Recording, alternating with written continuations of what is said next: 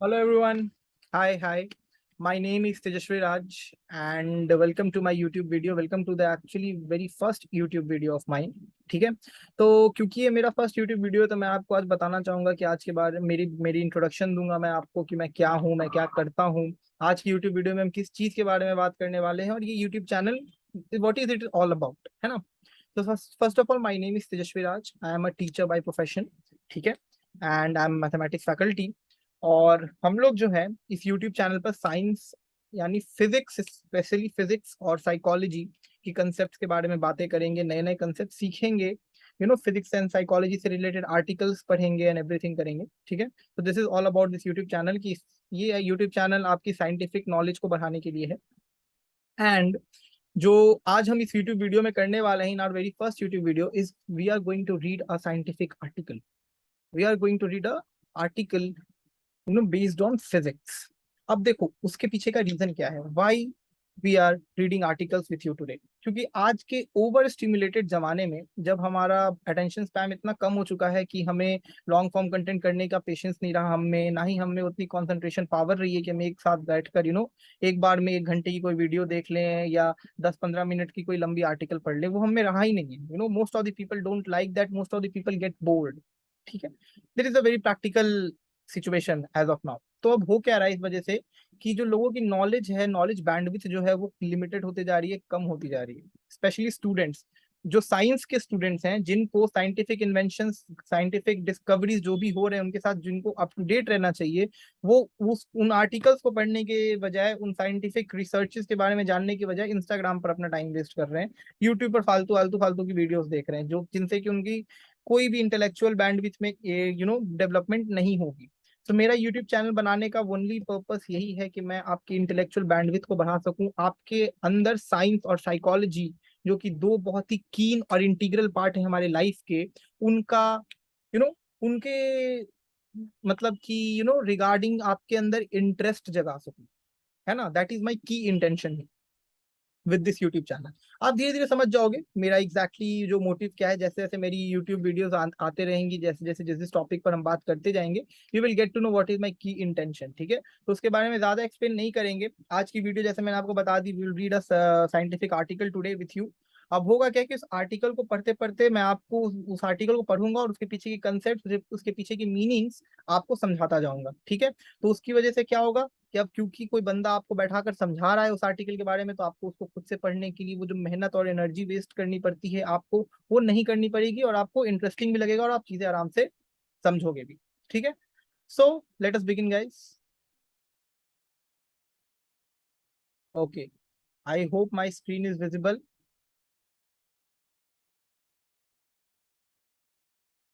या, so this is the article which we're gonna read today regarding astrophysics, ठीक है।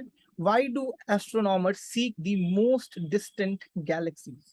ठीक है, एस्ट्रोनॉमर जो है हमेशा हमारे से जितनी दूर की जो गैलेक्सीज हैं, जो सबसे ज्यादा दूर है हमसे गैलेक्सीज, उसी को पढ़ने में, उसी की स्टडी करने में, उसी को डिस्कवर करने में इतने इंटरेस्टेड क्यों रहते हैं। ये है टॉपिक आर्टिकल का, ठीक है। चलो, by finding and studying the universe's oldest objects, we can reveal hidden fundamental chapters of cosmic history। इसका मतलब क्या है कि जो यूनिवर्स की जो सबसे बहुत सारी पुरानी पुरानी ऑब्जेक्ट्स हैं, बहुत ही पुरानी जो कंसेप्ट्स हैं, बहुत पुराने जो स्ट्रक्चर्स, जो नेचर्स हैं, उनके बारे में पढ़कर, उनके बारे में जानकारी लेकर, उनके रिगार्डिंग डिस्कवरीज कर कर हम बहुत सारे जो सीक्रेट्स हैं हमारे यूनिवर्स के, जो कि बहुत ही फंडामेंटल हैं, यानी बहुत ही स्टार्टिंग से है हमारे यूनिवर्स में, उसके उसके सीक्रेट्स रिवील करके, उसके सीक्रेट्स को जानकर हम अपने यूनिवर्स के बारे में बहुत कुछ जान सकते हैं, ठीक है। Let us start. Earlier this year, I hope this is very fairly visible to you. अगर नहीं भी है तो कोई दिक्कत नहीं है। Let me try to zoom in. Where can I zoom in, where can I zoom in? Okay, I am a bit noob in this, I no.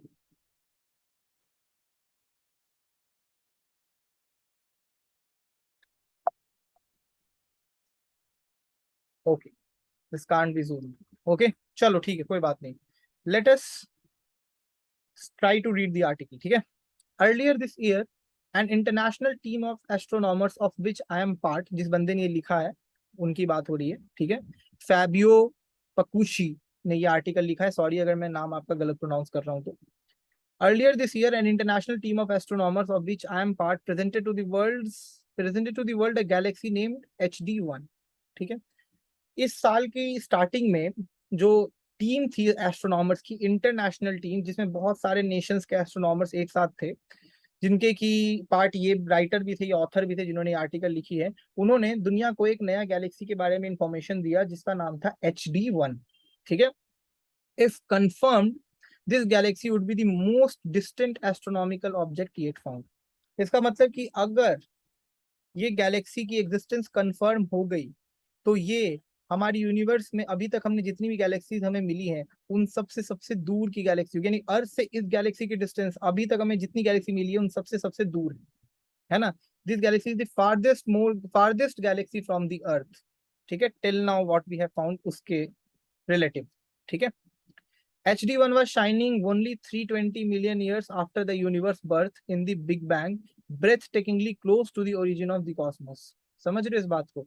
HD1 Galaxy जो है 320 मिलियन ईयर्स के बाद ही शाइन करना शुरू कर दिया था, यानी यूनिवर्स के बर्थ के 320 मिलियन साल के बाद HD1 गैलेक्सी का जो है HD1 गैलेक्सी की शाइनिंग ऑब्जर्व करी गई थी। HD1 गैलेक्सी शाइन करना शुरू किया था। ठीक है, तो ये जो है कॉस्मोस के ओरिजिनेशन के काफी क्लोज है। यानी अब आपको लग रहा होगा कि 320 मिलियन ईयर्स तो बहुत ज्यादा होता है, नहीं, यूनिवर्स की जो एग्जिस्टेंस है, यूनिवर्स की जो क्रिएशन हुई थी उसके लिए उसके रिलेटिव में 320 million years is not much. ठीक है, the galaxy's light made an incredible journey to reach our telescopes, one that lasted about 13.4 billion years. ठीक है, जो इन लोगों की टेलीस्कोप थी उस तक गैलेक्सी की ये लाइट पहुंची। ठीक है, एंड ये गैलेक्सी जो है अभी 13.4 बिलियन ईयर्स से 13.4 बिलियन ईयर्स से सरवाइव कर रहा है। For perspective, dinosaurs were roaming our planet only 0.2 billion years ago and the entire history of earth started 4.5 billion years ago. अब देखो, कंपैरिजन के लिए यहाँ पर उन्होंने लिखा है कि जैसे आपको मैंने बताया ना कि HD1 गैलेक्सी की जो लाइफ टाइम है अभी तक क्या है 30, अभी तक जो उसकी लाइफ स्पैन है, लाइफ स्पैन मतलब लाइफ स्पैन भी नहीं कहेंगे, अभी तक जो उसकी एज है उस गैलेक्सी की HD1 की वो 13.4 बिलियन ईयर्स है। ठीक है, लेकिन अब आप इसको कंपेयर करो, डायनासोर जब हमारे पृथ्वी पे थे वो कब थे? वो थे 0.2 बिलियन ईयर्स अगो पहले। पृथ्वी की एग्जिस्टेंस कब से हुई है यूनिवर्स में? 4.5 बिलियन ईयर्स अगो पहले ही हुई है, और ये 13.4 बिलियन ईयर्स अगो पहले था। समझ रहे हो पृथ्वी के एग्जिस्टेंस से कितने करोड़ों साल पहले से था ये गैलेक्सी। ठीक है, तो अब आपको आइडिया लग रहा होगा कि कितना पुराना गैलेक्सी है।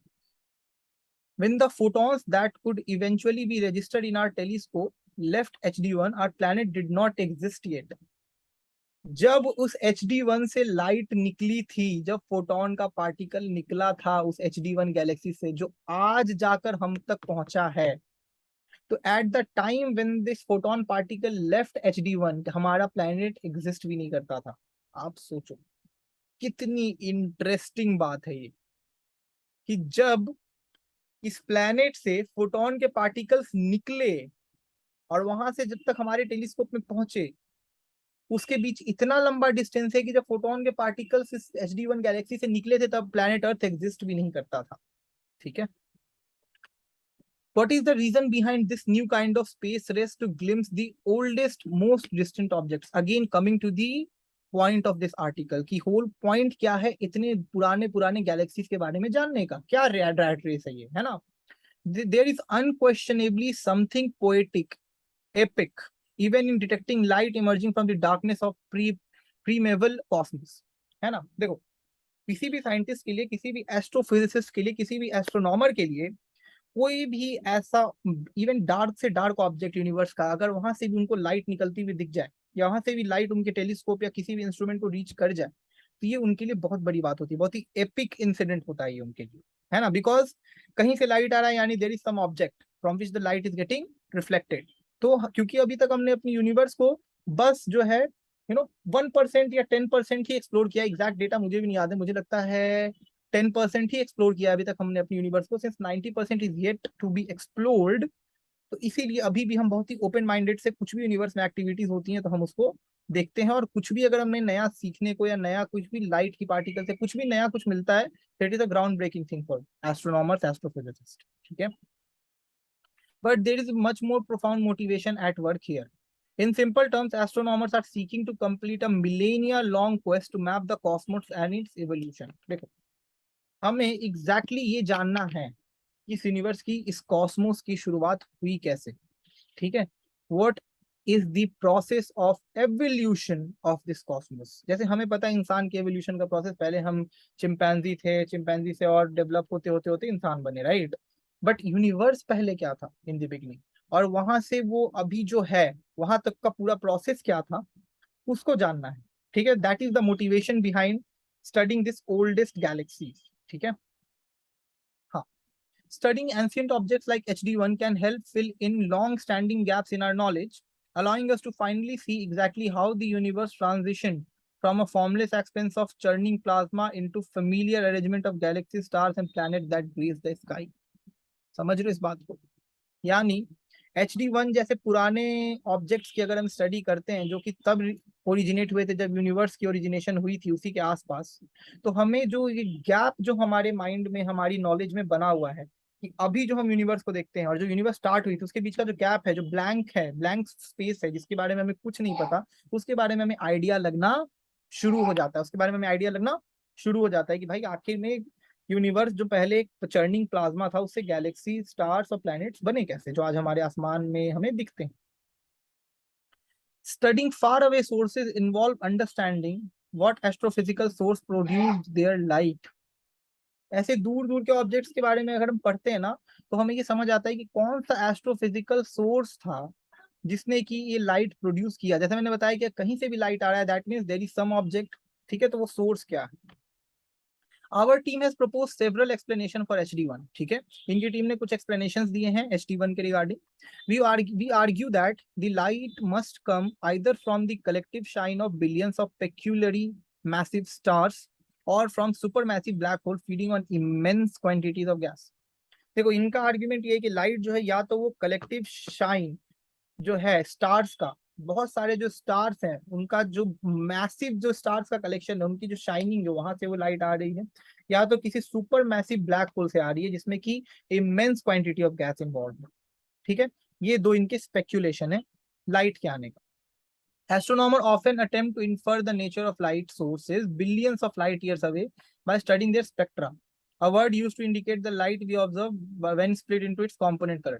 किसी भी लाइट की जो ओरिजिनेशन है, किसी भी लाइट का अगर हमें ये जानना है कि कितना डिस्टेंस ट्रैवल करके आ रहा है, तो उसको हम स्पेक्ट्रम में ब्रेक डाउन करते हैं. स्पेक्ट्रम मतलब उसके कॉम्पोनेंट कलर्स में उसको ब्रेक डाउन कर देते हैं, ठीक है? ये डेफिनेटली एक कॉम्प्लिकेटेड टास्क है, like trying to understand whether a galleon on the horizon is a hostile pirate ship or an innocuous merchant vessel aided only by old maritime binoculars and in the middle of heavy fog. आप इसका मतलब समझ रहे हो? इसका मतलब कि इतना ही मुश्किल है जितना मुश्किल होगा एक गैलियन, एक ये समझना कि क्या एक गैलियन जो है होराइजन पे वो एक पायरेट शिप जैसा है या फिर एक बड़ा वेसल है, ठीक है? होराइजन है, होराइजन मतलब जो तट होता है, उस पर एक पायरेट शिप, यानी या कोई भी एक शिप को अगर आप देखोगे या फिर एक वेसल को देखोगे, दोनों की साइज जो है लगभग आपको सेम दिखेगी. तो अब आपको ये जानना है कि भाई एक्चुअली में वो वेसल है या शिप है, इतने दूर से पता करना कितना मुश्किल है. तो वही जस्ट एक एनालॉजी दी जा रही है आपको समझाने के लिए कि कितना मुश्किल और कॉम्प्लिकेटेड टास्क है. The light of HD1 reveals something puzzling. A much stronger ultraviolet emission than what other galaxies closer to us in time and space exhibit.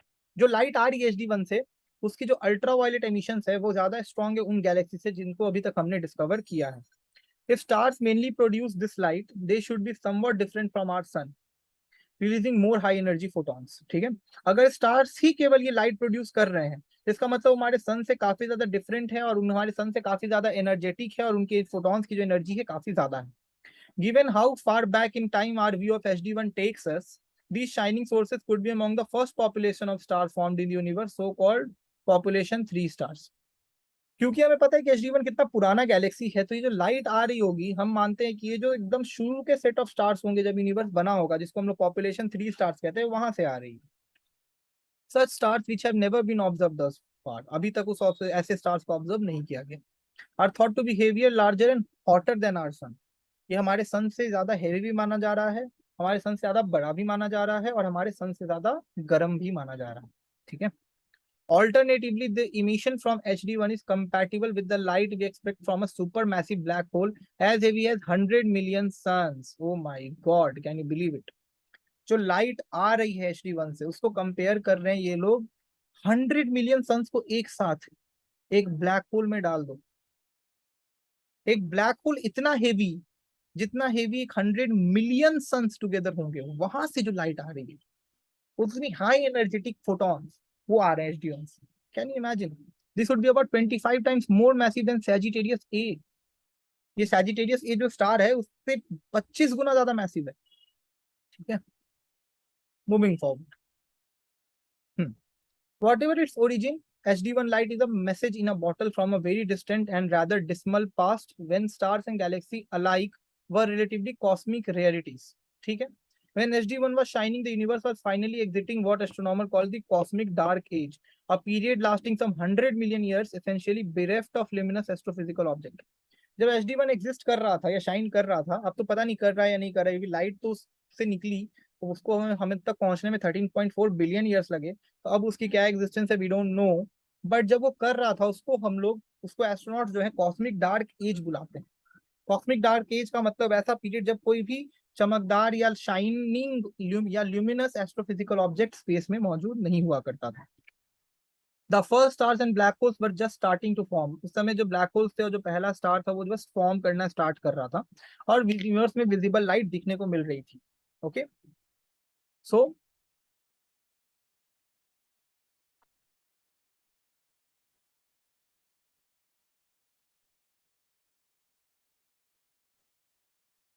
या अब देखो, the galaxy sits 100 million years farther back in time than the previous record holder. हमें पता ही है, the Galaxy GN-Z11 discovered in 2016 वो 250 million years दूर था हमारे स्टडी में। गैलेक्सी EGSY8P7 जो 2015 में मिला था उससे। ठीक है, the distance to a galaxy is measured with an ingenious technique based on the concept of cosmological redshift, which arises from the expansion of the universe. The more distant the source is, the faster it moves away from us, and the receding velocity of these faraway galaxies shifts the wavelength of their spectra. देखो कैसे हम पता करते हैं कि किसी भी Galaxy का जो डिस्टेंस है, ठीक है, वो हमसे कितना दूर है। हम वो पता करते हैं, एक कंसेप्ट है जिसको we call as cosmological redshift. Cosmological redshift ये क्या करता है कि ये बताता है कि जितना फास्ट, जितना कोई भी सोर्स हमसे दूर होगा वो उतना ही तेजी से हमसे दूर भागेगा। ठीक है, जिससे कि जो रिसीडिंग वेलोसिटी होगी उस गैलेक्सी की जहां से लाइट आ रहा है, वो उसकी वेवलेंथ में शिफ्ट दिखाएगा उसके स्पेक्ट्रा में। मैंने क्या बताया था कि लाइट को हम क्या करते हैं, उसके स्पेक्ट्रम में ब्रेक डाउन करते हैं और उसकी ओरिजिनेशन जो होती है कलर की, उससे हम लोग रीड आउट करते हैं। तो this is what it is talking about cosmological redshift. Example भी दिया हुआ है, आप समझिए सीधे साधे भाषा में। For example, a light bulb that emits pure violet light, if placed in a region of the cosmos roughly corresponding to a redshift of 1 as seen from Earth, would appear as a deep red. अगर कोई एक light bulb जिससे violet light निकलती है generally, उसको हम cosmic redshift वगैरह situation में डाल दें, यानी काफी दूर रख दें अर्थ से, तो हो सकता है वो डीप रेड कलर की दिखे। By comparing the observed spectra from this galaxy with that of the source at rest, we can infer how far the galaxy are receding from us and how far they are. जितना हमसे वो दूर भाग रहे हैं उतना ही हमसे दूर होंगे, है ना? If all cosmic history is a book, I think this is all about today. अगर मैं इससे ज्यादा आप लोगों को करूंगा ओवरबर्डन इंफॉर्मेशन से, तो आप लोग पक जाओगे, मुझे पता है। मैं आप लोगों को बेसिकली बताना ये चाह रहा था आज के सेशन में। पहले तो आप लोग ये बताना मुझे इन द कमेंट सेक्शन कि आपको क्या कुछ नया सीखने को मिला, कुछ नए नए टर्म सीखने को मिले, और क्या मेरी जो वे ऑफ एक्सप्लेनिंग है उससे आपको चीजें समझ आई या नहीं आई, या कोई टर्म्स ऐसे मैंने यूज किए जो आपको बहुत टफ लगे। ठीक है, डेफिनेटली मुझे बताइएगा, क्योंकि मेरा first YouTube video, I am prone to make mistakes, but I will definitely improve by your reviews in your feedbacks. ठीक है, तो आज आपने फील किया होगा कि कितना मजेदार है इन सारी चीजों को पढ़ना और इन सारी चीजों के बारे में जानना, इन सारी चीजों के बारे में समझना कि कैसे गैलेक्सीज हमारे से कितने दूर होती हैं उसके बारे में हम कैसे जानते हैं। एंड ये रेड शिफ्ट क्या होता है, लाइट को कैसे उसके कंपोनेंट में तोड़ते हैं तो उस फिनोमेना को स्पेक्ट्रा कहते हैं, उसके कंपोनेंट कलर्स में टूटता है तो लाइट हमें क्या इन्फॉर्मेशन देता है ना? एक गैलेक्सी से हमारे अर्थ तक लाइट पहुंचने में कितना टाइम लगता है। Everything we got to know today in this article. कितनी informative article थी. So I hope you guys got some really interesting insight into science today, into astrophysics today, and I will see you in the next video. Thank you very much, and please don't forget to like, share, and subscribe. Thank you. Bye-bye.